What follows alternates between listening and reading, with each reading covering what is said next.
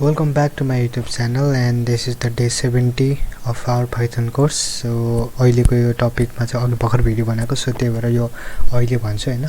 So यो भिडियोमा चाहिँ हामी के गर्छौं भन्दाखेरि चाहिँ यो मेथडको बारेमा बुझ्छौं हैन, अन्डरस्ट्यान्डिङ राख्छौं। यो dir, dict and help method भनेर यो जुन छ, यो तीनटा मेथडको बारेमा हामी यसको बारेमा बुझ्छौं, सिक्छौं हैन। कसरी चाहिँ भनौं न यसलाई प्रयोग गर्ने अनि अथवा भनौं न कसरी यसलाई भनौं न यसलाई चाहिँ भनौं न यो अब्जेक्ट इन्ट्रोस्पेक्सनको लागि चाहिँ भनौं न हामीले प्रयोग गर्ने हैन। कसरी चाहिँ अब यो अब्जेक्ट इन्ट्रोस्पेक्सनको लागि हामी प्रयोग गर्ने भनेर यो कुरा हेर्छौं हैन। सो मैले यो किन भनिरहेको छु भन्दाखेरि चाहिँ हैन, जो भनौं न जब हामीले यो कुनै पनि नयाँ क्लासेससँग डिलिङ गरेर हुन्छ नि, सो मतलब सिम्पल भाषामा भन्नुपर्दा अब्जेक्ट इन्ट्रोस्पेक्सन भनेको चाहिँ के भन्दाखेरि जस्तै यदि तपाईलाई यसको बारेमा जान्नै जान्छ भन्दा चाहिँ जस्तै भनौं न कुनै पनि एउटा भनौं न अब्जेक्टमा त्यो जुन हुने भनौं न त्यसमा के हुने कुरा हुन्छ नि, जुनै पनि त्यहाँ के कुरा एउटा थिङ या अथवा के कुरा त्यहाँ हुन्छ भने अब्जेक्टमा, अनि त्यसपछि त्यसलाई चाहिँ अब कसरी प्रयोग गर्ने भनेर हैन।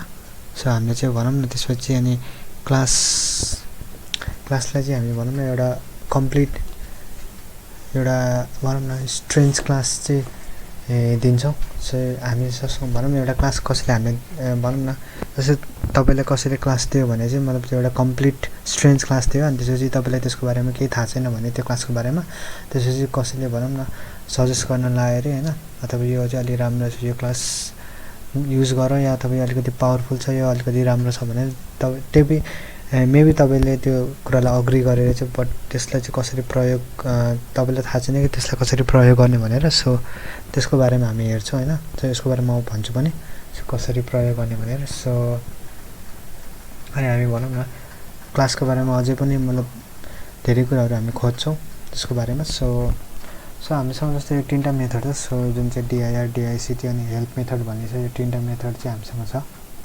So you can see in notes है, नोटमा पनि तपाईले हेर्न सक्नुहुन्छ। यहाँ मैले यसको बारेमा चाहिँ नोट्स लोकेसन छ, यो आफै रिड आउट गर्न सक्नुहुन्छ यो नोट। सो मैले भनिरहनु पर्ने आवश्यकता छैन। सो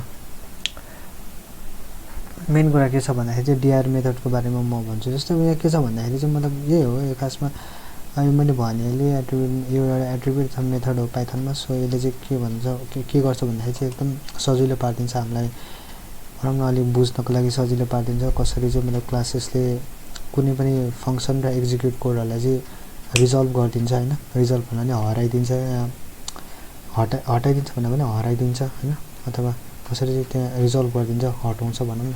सो पाइथनमा चाहिँ मतलब यो तीनटा बिल्ट इन फंक्सन छ जुन चाहिँ मतलब यो एकदमै कमनली युज हुन्छ हैन, युज भइरहने फंक्सनहरु भनौं न जुन चाहिँ भनौं न यसले इन्फर्मेसनहरु हामीले पाउँछ। जस्तै अब्जेक्ट dir, dict अनि help let's take a look at it. मतलब अब यसको बारेमा हेर्छौं। So dir function return a list all the attribute method including dunder method, जुन चाहिँ डन्डर मेथड भनेको चाहिँ एउटा स्पेशल मेथड हो हैन।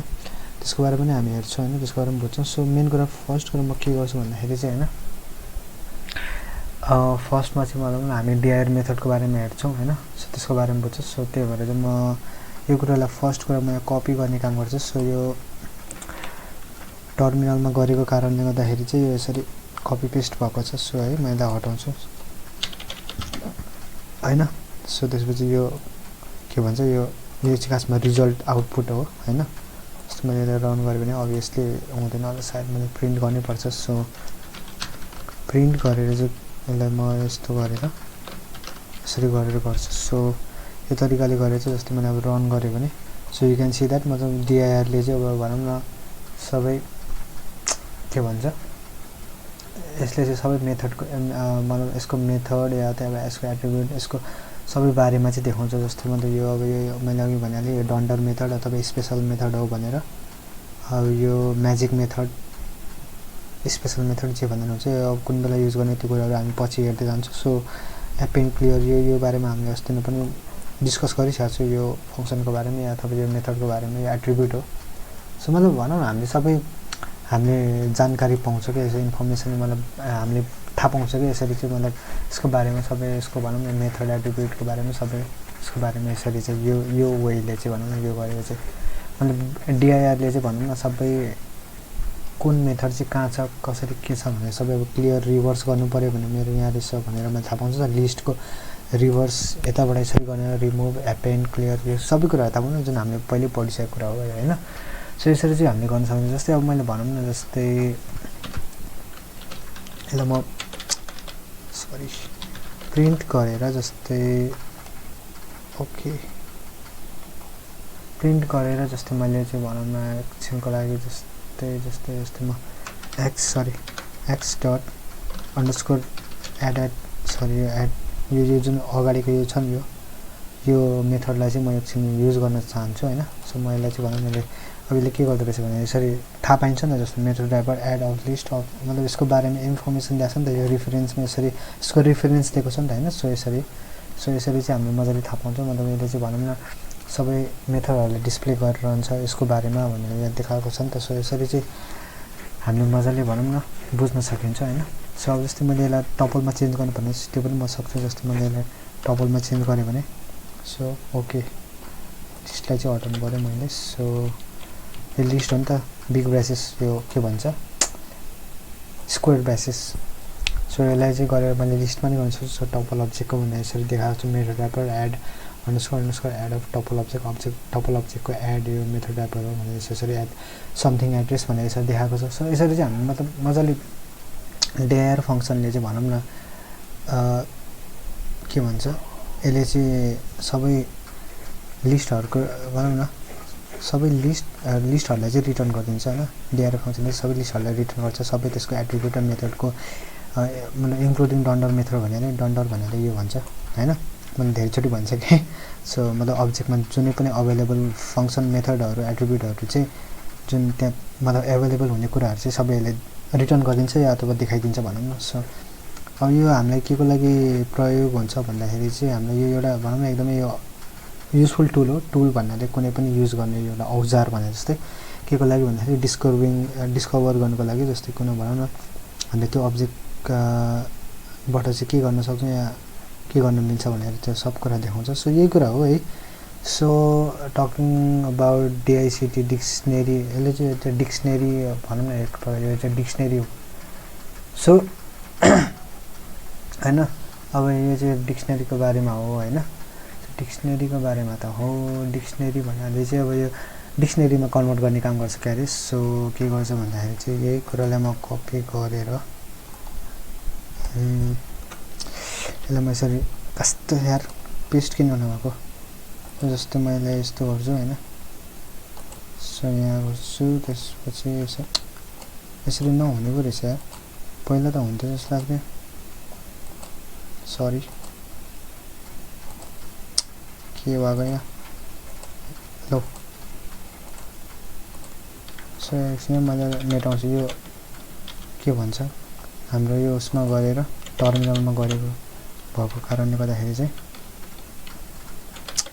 के हुन्छ यार।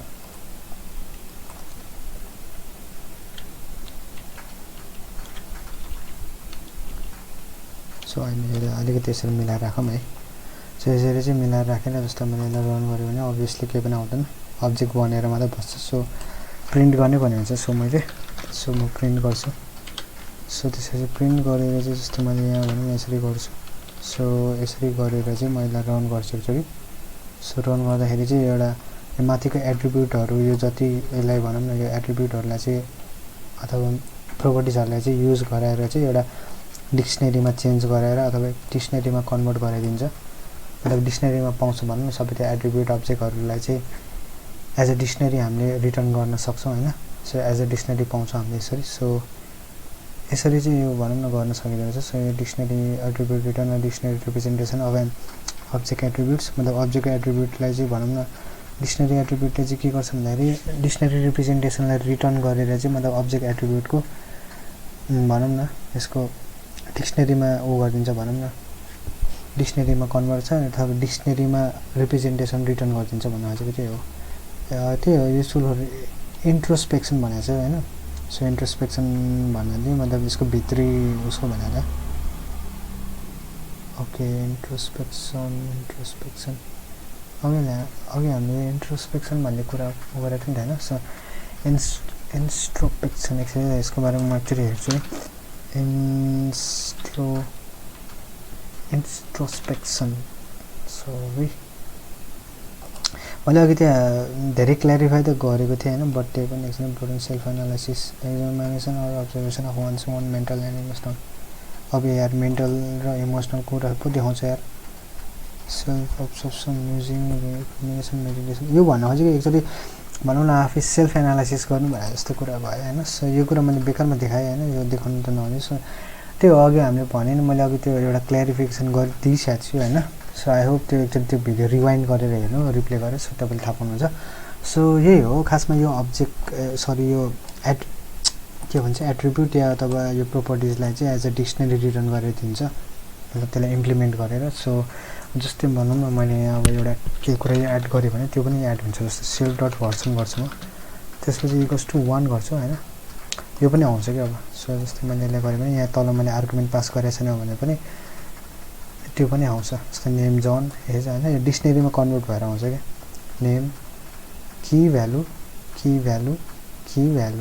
मतलब यो यतापट्टिको की यतापट्टि कोलन मतलब उतापट्टिको भ्यालु की भ्यालु गरेर डिक्सनेरी भनेको की भ्यालुको पेयर हो सो यो कुरा त मैले पहिले भनिसकेँ सो भनिरहनु अब हेल्प मेथडले हेल्प गर्ने काम गर्छ त्यति हो जस्तै भनौँ न अब मैले हेल्प मेथड भनेको जस्तै यही छ नि अब help method function is use to get help मतलब अब्जेक्टको लागि भनौँ न हेल्प लिनु छ भने हेल्पको डकुमेन्टेसन जस्तै भनौँ न हामीले पाइथनको डकुमेन्टेसनको लागि हामी भनौँ न पाइ गरेर मतलब त्यो एउटा कुनै पनि साइटमा गएर ब्राउजरमा गएर साइट त्यसको वेबसाइटमा गएर चाहिँ त्यहाँ गएर हामी एक्सप्लोर गरेर चाहिँ भनौँ न एक्सप्लोर गरेर चाहिँ त्यहाँ हेल्प हेर्छौँ नि डकुमेन्टेसनमा सो त्यही कुरा हो होइन खासमा हेल्प फङ्सनले त्यही हेल्प गर्ने काम गर्छ त्यही हो अब्जेक्टको लागि केही अब इन्फर्मेसन हेर्नु छ त्यसको बारेमा केही बुझ्नु छ होइन मतलब इन्क्लुडिङ डिस्क्रिप्सन भनेको छ सो त्यसको एट्रिब्युट्स मेथडको बारेमा डिस्क्रिप्सनको बारेमा सबै यो कुराहरूलाई चाहिँ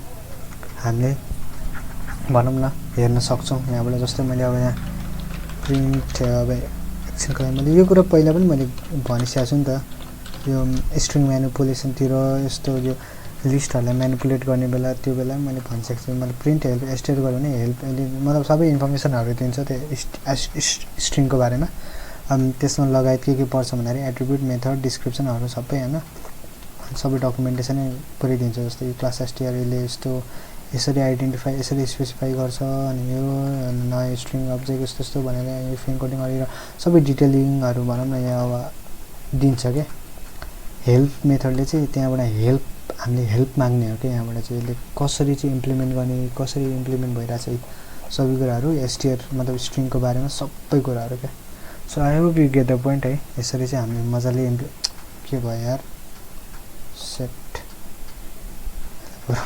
स्टप गरिदिन्छु बरु वाट द फक सरी के भयो सो यसरी चाहिँ भन्छ अब कन्क्लुजनमा त्यही हो यो एकदमै हाम्रो बिल्ट इन फङ्सन एकदमै युजफुल अथवा भनौँ न एकदम हामीले प्रयोग गरिरहने बिल्ट इन फङ्सन हो होइन अब जस हामीले जस यो युजली भनौँ न बेसिकली अब यो कस्तो छ भन्दाखेरि चाहिँ इन जेनरल अब हामीले युज गरिरहन्छ यो कुराहरू अब पाइथनमा यो बिल्ट इन फङ्सन हो त्यसरी जुन चाहिँ भनौँ न हामीले इन्फर्मेसनहरू भनौँ न त्यो प्रयोग गरेर चाहिँ मतलब हाम्रो इन्फर्मेसनहरू अथवा अब्जेक्टको इन्फर्मेसनहरू चाहिँ पाउँछ सो अब यो एकदमै भ्यालुएबल छ यो tool for introspection and discovery so मतलब अब एकदमै भ्यालुएबल भनेको अब मूल्याङ्कन गर्नु भन्छ नि केही कुराको मतलब अथवा केही कुराको मान्यता राख्नु भने जस्तै हो यही हो अब यो खासै आफैले रिड आउट गरेर बुझ्न प्रयास गर्नु सेन्स बनाउन खोज्नु अन्डरस्ट्यान्डिङ लिन खोज्नु सो यति हो सो अनि अर्को कुरा के छ भने मेरो पाइथनको प्लेलिस्टलाई चाहिँ मजाले एक्सेस गरिदिनु होला त्यसपछि बुकमार्कमा एड पनि गर्नु होला एड गर्नुभएको छैन भने साथसाथै च्यानल सब्सक्राइब गर्नुभएको छैन सब्सक्राइब पनि गर्नु होला सो अरू त के भन्नु छ र भ्युज खै आउँदैन खै तपाईँहरू हेर्नै हुँदैन तपाईँहरूकै लागि पाइथन कोर्स बनाएकै सो तपाईँहरू नै भिडियो हेर्नु हुँदैन भने कसले हेर्छ नि त सो पाइथन कोर्स त गरेर सिक्नु यो किनभने भोलि पर्सि तपाईँलाई एकदमै एउटा भनौँ न रिलेभेन्ट हुनेवाला छ यो स्किल प्रोग्रामिङ स्किल भनौँ न एकदमै रिलेभेन्ट या अथवा यो भ्यालुएबल स्किल हुनेवाला छ होइन किनभने अब फ्युचरमा त्यही हो प्रोग्रामिङहरू अब हामीले यो भनौँ न आर्टिफिसियल इन्टेलिजेन्सदेखि लिएर कुनै पनि वेबसाइट बनाउनुदेखि लिएर यो कुराहरू हामीलाई अब गर्नुपर्ने हुन्छ नर्मल एउटा इन जेनरल अब भनौँ न भोलिपर्सि अब यही कामहरू नै अब हामीलाई नर्मल हुनसक्छ सायद यही मेन स्ट्रिम भनौँ न एउटा मेन स्ट्रिममा काम गर्नुपर्ने कुराहरू यही नै हुनसक्छ नि त सो त्यही भएर भन्नु खोजेको so I hope you get the point है मैले अरू त के भन्नु होइन so thank you guys for watching my video and I will see in the next video